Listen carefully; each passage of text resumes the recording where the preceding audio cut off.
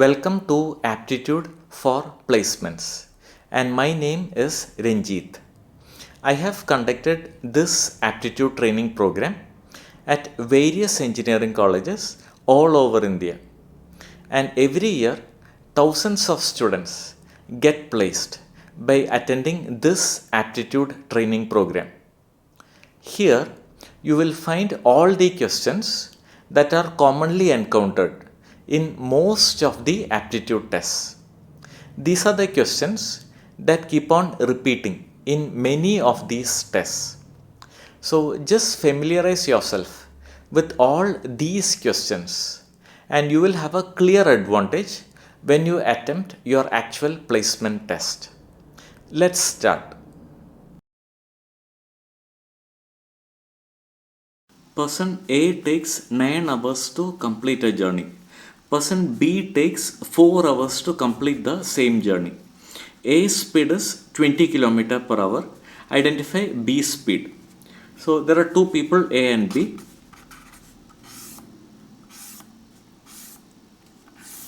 And both of them are going on the same journey. A takes 9 hours. So time required by A is 9 hours. And B takes 4 hours to complete the same journey.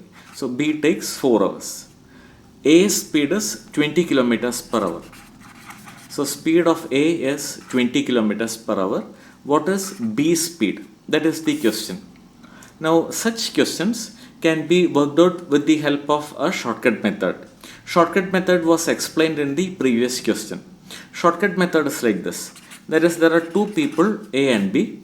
Assume that their speeds are in the ratio A is to B. If their speeds are in the ratio A is to B, and if both of them are doing the same distance, then the time required will be in the ratio B is to A. So if speeds are in the ratio A is to B, then for a fixed distance, the time required will be in the ratio B is to A. That is the shortcut method. Now here time is in the ratio 9 is to 4. If time is in the ratio 9 is to 4, their speeds will be in the ratio 4 is to 9. So speed of A to speed of B. This ratio will be given as 4 is to 9. Both of them are doing the same distance, same journey. Their time is in the ratio 9 is to 4. Then speeds will be in the ratio 4 is to 9. Which means that if A's speed is 4 km per hour, then B's speed should be 9 km per hour. This ratio 4 is to 9 should always be maintained. Now what they are asking us, if A's speed is 20, then what will be B's speed? Now A's speed is 20. Now here 4 has been multiplied by 5. 4 into 5 is 20. Since the numerator has been multiplied by 5, denominator should also be multiplied by 5. 9 into 5, 45. Only then will the ratio be maintained. Speeds are in the ratio 4 is to 9. So if A's speed is 4, then B's speed will be 9. Similarly, if A's speed is 20, 4 into 5 is 20. So then B's speed 9 should also be multiplied by 5. 9 into 5, 45. So if A's speed is 20, then B's speed should be 45. Identify B's speed, it will be 45 kilometers per hour. That is option A. To calculate a relative velocity, we need to have two objects. That is, two objects should be there. How much the distance between them, how much it changes per hour.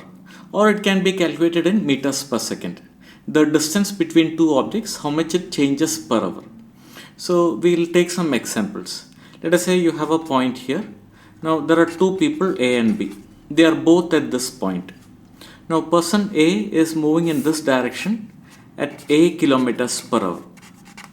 So A is moving in this direction, A's speed is A kilometers per hour, and B is moving in this direction and his speed is B kilometers per hour. Initially they are both here. So what is the relative velocity between A and B?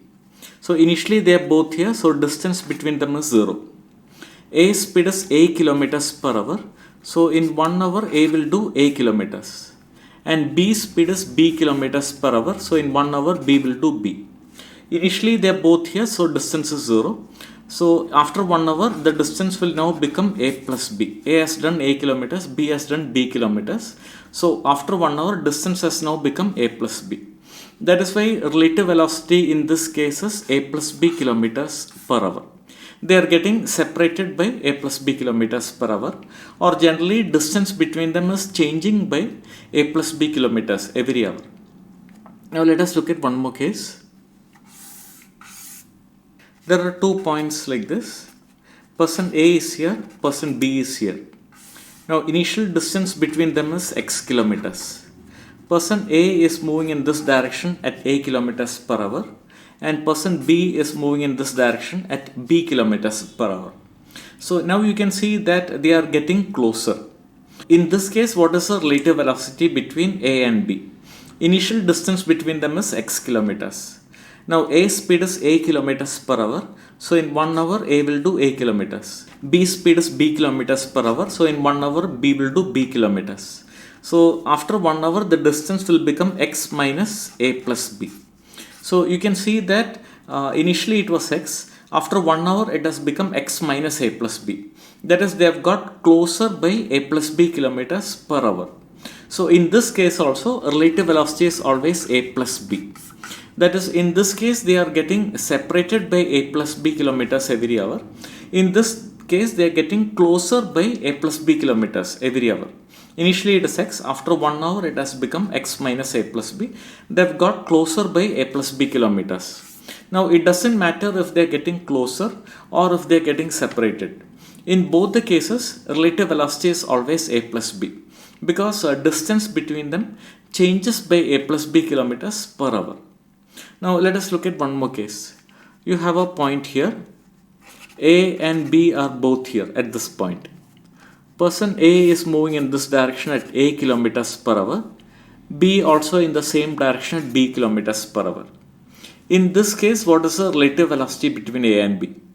Initially they are both here, so distance between them is 0. A in 1 hour will do a kilometers, B will do b kilometers. So after 1 hour distance will now be a minus b kilometers. So in this case relative velocity is a minus b kilometers per hour. So I can generalize like this. Two people, they are moving in the same direction. Then relative velocity will be the difference of their speeds. It will be a minus b. They are moving in opposite directions. They are getting further apart or they are getting closer. Whenever they are moving in opposite directions, relative velocity is always a plus b. Same direction, a minus b. A hare sees a fox 100 meters away and starts running away at 10 meters per second. So we'll just represent that data here. So you have the fox here, and a hare sees a fox 100 meters away. So if the fox is here, then the hare will be here. And the distance from the fox to the hare is 100 meters. And the hare starts running away at 10 meters per second. So hare is running away and its speed is 10 meters per second. After 5 seconds. After 5 seconds means for the first 5 seconds, the hare is running at 10 meters per second. So we'll find out the distance covered by the hare in these 5 seconds. So 10 meters per second into 5 seconds. So in these 5 seconds, hare will do 50 meters. That is, hare is running at 10 meters per second like that for 5 seconds. So 10 meters per second into 5 seconds, 50 meters. So in these 5 seconds, hare would have done 50 meters. After 5 seconds, the fox sees the hare running away and gives chase at 15 meters per second. Now the fox is running towards the hare and its speed is 15 meters per second. What will be the time taken by the fox to catch the hare? Now at the moment when the fox starts running towards the hare, distance between them is 100 plus this 50. Initially it was 100 and in 5 seconds the hare has done 50 meters. So distance is now 100 plus 50. So at the instant at which the fox starts, distance between them is 100 plus 50, 150. Now they are both moving in the same direction. When they are both moving in the same direction, relative velocity will be difference of their speeds. So distance by speed. In this case, it will be speed will be relative velocity. They are both moving in the same direction, so relative velocity will be 15 minus 10. Speed of the fox is 15 minus speed of the hare is 10. So distance by speed gives you time. This is the time required for the fox to catch the hare. So what will be the time taken by the fox to catch the hare? So we'll just simplify it. 100 plus 50 gives you 150. Divided by 15 minus 10 gives you 5. 5 divides 15 3 times. So 3 into 10 gives you 30 seconds. So time required is 30 seconds, option B.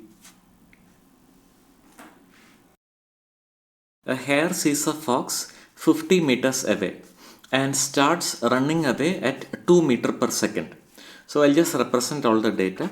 You have the fox here and the hare is here, and the hare is 50 meters away. So hare is here and initial distance between them is 50 meters. A hare sees a fox 50 meters away and starts running away at 2 meters per second. So hare is running in this direction. Its speed is 2 meters per second. After 10 seconds, the fox sees the hare. So for the first 10 seconds, only the hare is running. So we'll find out the distance covered by the hare in 10 seconds. Now the hare runs for 10 seconds and the speed of the hare is 2 meters per second. So 2 meters per second into 10 seconds. So 2 into 10, the hare altogether does 20 meters. So at the end of 10 seconds, we'll calculate the distance between the fox and the hare. Initial distance between them is 50 meters and in 10 seconds, it will do 20 meters. So now the distance between the fox and the hare is initial 50 plus another 20 also. So after the 10 seconds, the fox sees the hare running away and gives chase at 4 meters per second. Now the fox is also giving chase to the hare and its speed is 4 meters per second. What will be the time taken by the fox to catch the hare? Now time taken is distance by speed gives you time. Distance between them when the fox starts running is initial 50 plus is 20, 70. And now they are both running in the same direction. So relative velocity will be difference of their speeds. Distance is 70 by speed or relative velocity will be 4 minus 2. So this is the time required. So 50 plus 20 is 70 by 4 minus 2 is 2. So 70 by 2 gives you 35 seconds. That is the time required for the fox to catch the hare, 35 seconds. So what will be the time taken by the fox to catch the hare? 35 seconds, option B. A frog is climbing a pole of height 80 centimeter. It ascends 10 centimeter in the first second and then slips down 3 centimeter in the next second. So we'll just represent that data here. So in the first second, it ascends 10 centimeter. Ascends means it goes up. It goes up 10 centimeter and then slips down 3 centimeter in the next second. So in the second, it comes down or slips down 3 centimeter. So in the first second, it goes up by 10 centimeter and in the second, it comes down by 3 centimeter. So at the end of 2 seconds, effectively it has gone up 7 centimeter. 10 centimeter up and 3 centimeter down. So 10 minus 3, effectively it has gone up 7 centimeter. So in 2 seconds, effectively it goes up 7 centimeter. Every 2 seconds, 7 centimeter. So in 20 seconds, it will go up by 70 centimeter. Now I'll just continue. This process keeps on repeating till it reaches the top. What is the time taken by the frog to reach the top? So at the end of 20 seconds, it will reach 70 centimeter. And in the 21st second, now it will go up 10 centimeter. So initially it's at 70, it will go up 10 centimeter. So 70 plus 10, it will reach 80 centimeter. And when it reaches 80 centimeter, it will reach the top because the pole is of height 80 centimeter. So what is the time taken by the frog to reach the top? That is, in 21 seconds, it will reach a height of 80 centimeter, and that is the top. So what is the time taken by the frog to reach the top? That is 21 seconds. That is the time required. So option B, 21 seconds. A frog is climbing a pole of height 100 centimeter. It ascends 10 centimeter in the first second and then slips down 1 centimeter in the next second. So in the first second, it ascends 10 centimeter. Ascends means it goes up 10 centimeter in the first second and then slips down 1 centimeter in the next second. So in the second, it comes down 1 centimeter. So we'll see what happens in 2 seconds. In the first second, it goes up 10 centimeter, and in the second it comes down 1 centimeter. So at the end of 2 seconds, it will be 10 minus 1. Effectively, it will go up 9 centimeter. So we'll just represent that data here. In 2 seconds, effectively, it will go up by 9 centimeter. So in 2 seconds, effectively, it will go up by 9 centimeter, which means that in 20 seconds, effectively, it will go up 90 centimeter. Then next we'll see what will happen in the 21st second. At the end of 20 seconds, it has reached 90 centimeter. And in the 21st second, it will go up 10 centimeter. Already it's at 90 centimeter. 90 plus 10, it will reach 100 centimeter. And the pole is of height 100 centimeter. So in 21 seconds, it will reach 100 centimeter and it will reach the top. Then again it will not slip down because this process keeps on repeating till it reaches the top. Now you can see that at the end of 21 seconds, it has reached the height of 100 centimeter and it has reached the top.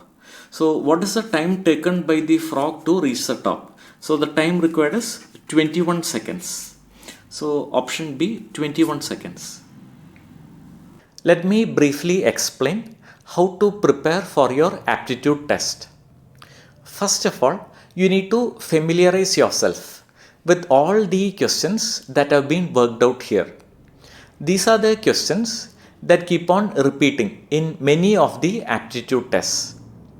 After that, you need to attempt practice tests. According to me, you need to attempt at least 10 practice tests before your actual placement test. Here, I will be giving you 10 practice tests, and these practice tests will be ideal for you to improve your test scores. The 10 practice tests are available at a cost of only Rs 200. So all that you need to do is make a payment of Rs 200 either through Google Pay or through PhonePe or through Paytm, and you will receive the 10 practice tests. The details of the payment comes next.